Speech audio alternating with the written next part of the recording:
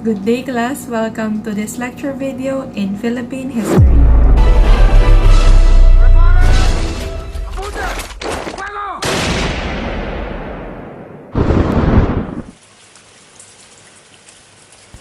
On December 26, 1896, Rizal was accused and tried before a military tribunal for the alleged crimes of rebellion, sedition, and illegal association. On December 28, the Governor-General affirmed the death sentence and set the execution of Rizal on December 30 at 7 o'clock in the morning. Now, we come to the most intriguing part of Rizal's life, the last 24 hours of his stay at Fort Santiago. What actually happened inside that infamous fort? Did Rizal die as a Catholic? Did Rizal really retracted all his words and bids about the Catholic Church before he was executed?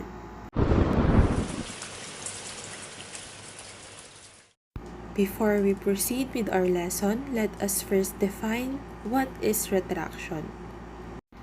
Retraction is the action of drawing something back or back in.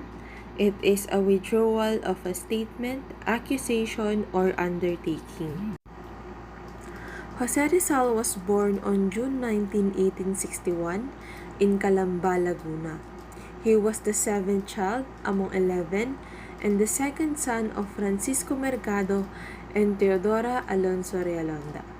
His first name, Jose, was in honor of Saint Joseph, and his second name, Protasio, was in honor of Saint Protasius.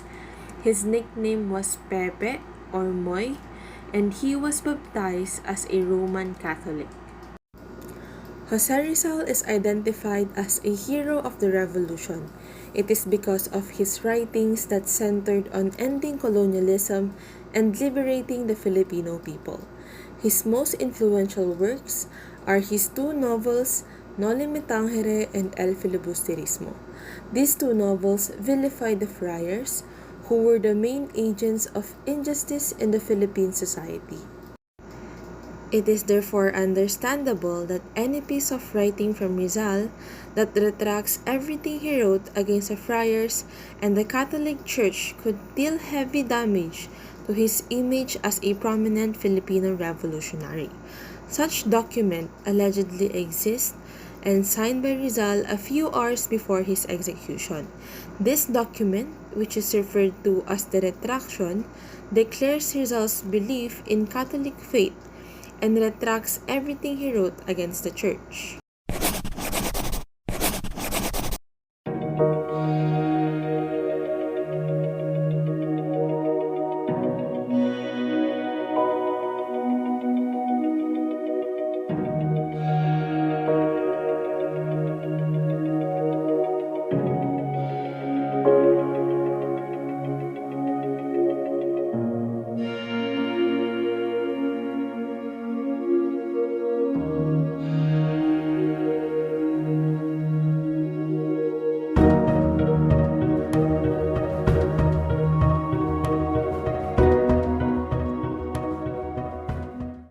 This was the original text found in the Archdiocesan Archives on May 18, 1935 by Father Manuel Garcia.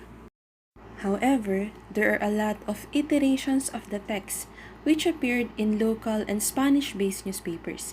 It is because during that time, Rizal's execution was considered as a major political event.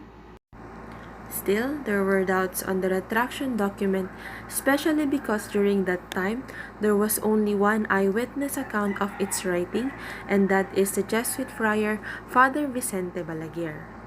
This is now the Balaguer testimony, or the Jesuit version of Rizal's retraction. According to his testimony, Manila Archbishop Bernardino Nazaleda asked the Jesuits to take care of Jose Rizal's spiritual needs while he is in prison. This task was gladly accepted by the superior of the Jesuits, Father Pio Pai. He instructed the Jesuit priest to convince Rizal to retract his anti-Catholic teachings and disaffiliate from Masonry. He also instructed that the retraction should be written based on the retraction templates approved by the Archbishop. Father Vicente Balaguer was one of the Jesuit friars who befriended Rizal during his exile. He wrote extensively what happened in Rizal's prison cell 24 hours before his execution. According to Father Balaguer, Rizal woke up several times, confessed 4 times, attended a mass, received communion, and prayed the rosary. At 10 o'clock in the evening, the template of the retraction which was sent by Archbishop Nozaleda was presented to Rizal. According to Father Balaguer, Rizal found the first template unacceptable because it was too long and its language and style were not reflective of his personality. Rizal then wrote his own retraction, a shorter one, after making some modifications in the document. In his retraction, he disavowed the Masonry and religious thoughts that opposed the Catholic belief, and then Rizal signed the retraction letter before midnight. His version of the retraction story was presented to Father Pio Pai through a letter and in an affidavit he executed in Morcilla, Spain. Since it is the only testimony of the alleged retraction of Rizal, he persuaded everyone to consider it as a primary source. Another eyewitness account surfaced in 2016 through the research of Professor Rene R. Escalante. In his research, documents of the Cuerpo de Vigilancia included a report on the last hours of Rizal written by Federico Moreno. The Cuerpo de Vigilancia de Manila was the intelligence service that the Spanish colonial government created in 1895. It was organized primarily to gather information on the activities of Katipunan members and supporters. Cuerpo agents were tasked to monitor the activities of suspected Katipunan members. They were supposed to report all sorts of rumors, collect news reports, identify the financiers of the Katipunan, compile revolutionary papers, gather photographs, and intercept mails. The agents were also instructed to monitor foreigners who were sympathetic to the Katipuneros.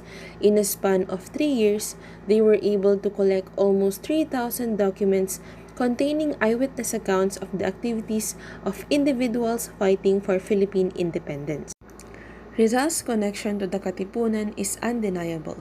In fact, the precursor of the Katipunan as an organization is the La Liga Filipina, an organization Rizal founded with Andres Bonifacio as one of its members. Rizal may not have been officially part of the Katipunan, but the Katipuneros showed great appreciation of his work toward the same goals. This is the report of the agent of Cuerpo de Vigilancia stationed in Fort Santiago during the last day of Rizal in prison. At 7:50 in the morning, Jose Rizal entered death row, accompanied by his counsel or his lawyer, Señor Taviel de Andrade, and the Jesuit priest Villa Clara. Moments after entering, he was served a light breakfast. At approximately 9, the assistant of the plaza, Señor Maure, asked Rizal if he wanted anything. He replied that at the moment he only wanted a prayer book. The prayer book was brought to him shortly by Father March. At 10 a.m., Señor Andrade left the death row. Rizal spoke for a long while with the 2 Jesuit fathers, March and Villa Clara, regarding religious matters. It appears that these 2 presented him with a prepared retraction on his life and deeds that he refused to sign. They argued about this matter until 12:30. Rizal asked to leave to write and wrote for a long time by himself. At 3 in the afternoon, Father March entered the chapel and Rizal handed him what he had written. Immediately, the chief of the firing squad, Señor Del Fresno, and the assistant of the plaza, Señor Maure, were informed. They entered death row and together with Rizal signed the document that the accused had written. At 5 in the morning of December 30, the lover of Rizal, Josephine Bracken, arrived at the prison, followed by a military chaplain. Their marriage was celebrated in articulo mortis, or at the point of death.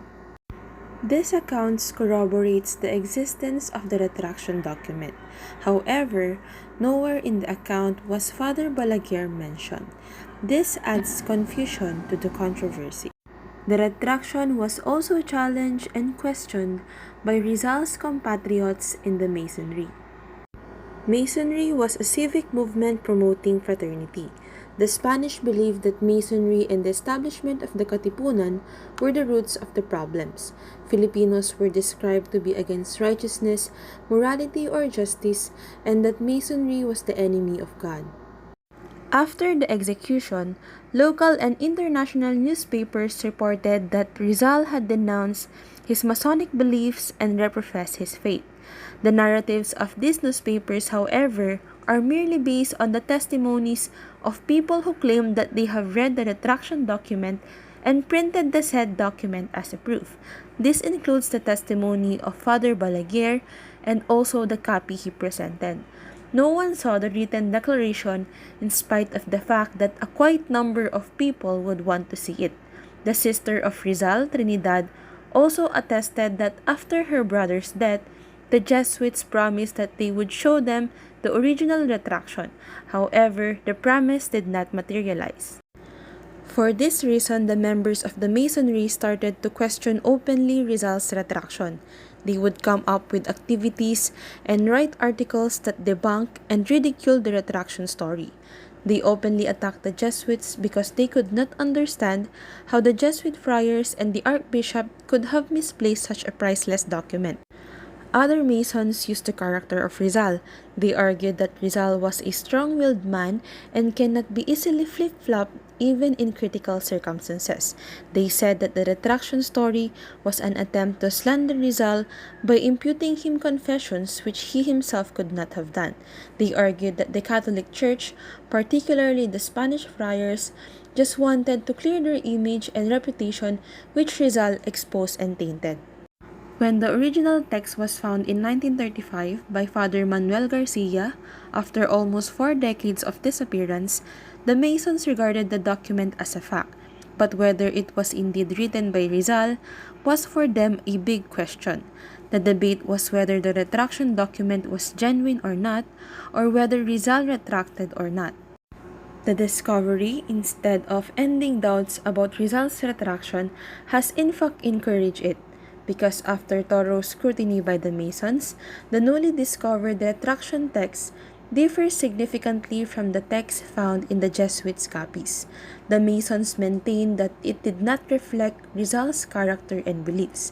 They studied also the handwriting in the document and compared it to other writings of Rizal. All these observations led them to conclude that the retraction document was a forgery.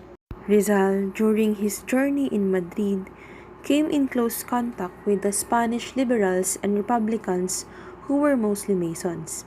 He was impressed by the way the Spanish Masons openly and freely criticized and attacked the government and the church, which could not be done in the Philippines, for they will be jailed or executed if they do so. For this reason, Rizal joined the Masonry with the Masonic name Di Masalang. It was said that Rizal's novels and religious philosophy was highly influenced by the Masons. It is also worth keeping in mind that Rizal did not fight the Catholic religion. He fought those who abused that religion. Rizal was not against the Catholic religion, but against the manner the Catholic religion was practiced by the friars in the Philippines during his time. The retraction of Rizal remains to this day a controversy, but many agree that the document does not tarnish the heroism of Rizal. His relevance remains solidified to Filipinos and pushed them to continue the revolution, which eventually resulted in independence in 1898.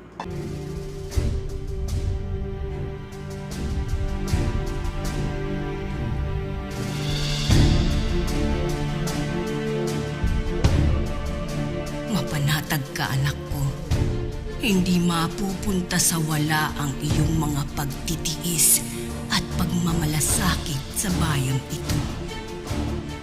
¡Apunte! ¡Fuego!